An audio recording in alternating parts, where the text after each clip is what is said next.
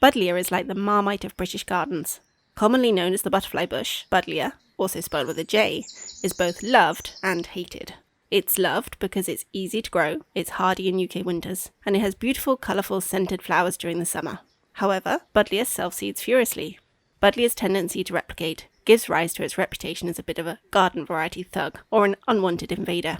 Here's a quick pro tip. If you love the Buddleia plant but you don't like the seedlings growing all over your garden, cut back the flowers straight after they finish flowering. Cutting the flowers right after flowering gets you the best of both worlds, beauty without the frustration of seedlings appearing everywhere.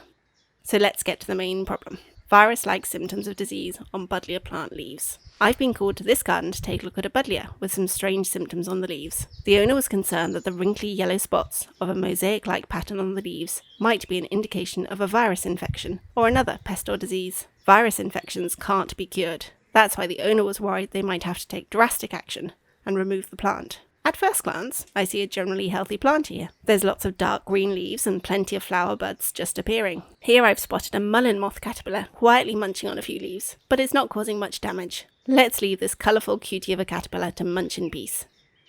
Aha! Here we can see the concerning symptoms. The new leaves at the top of some of the shoots are distorted, wrinkled, and covered in light yellow or pale green spots. The mottled or mosaic look of these Buddleia leaves does share many similarities with a viral infection, so I can understand the owner's concern. But thankfully, virus infection is not the cause here. So what is causing these virus-like symptoms? The ants running all over the shoot provide my first clue. When you see ants crawling on a plant, it's very likely that aphids are also present. And there you can see the aphids. Hidden in the shoots are a number of tiny, small, yellow-green insects. These are the aphids feeding on the leaves. There are over 10 species of aphids in the UK which feed on Buddleia.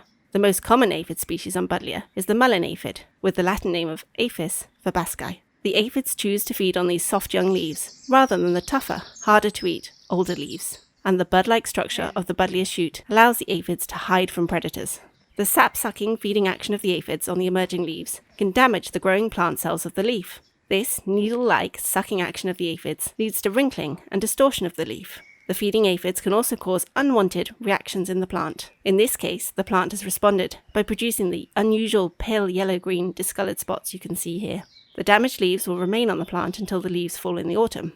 But these leaves, while damaged, are still photosynthesizing and providing energy for the plant, so don't remove them. Here we can see some mottled leaves, which are lower down the shoot. These leaves will have been damaged by the aphids when they were still young leaves at the top of the shoot.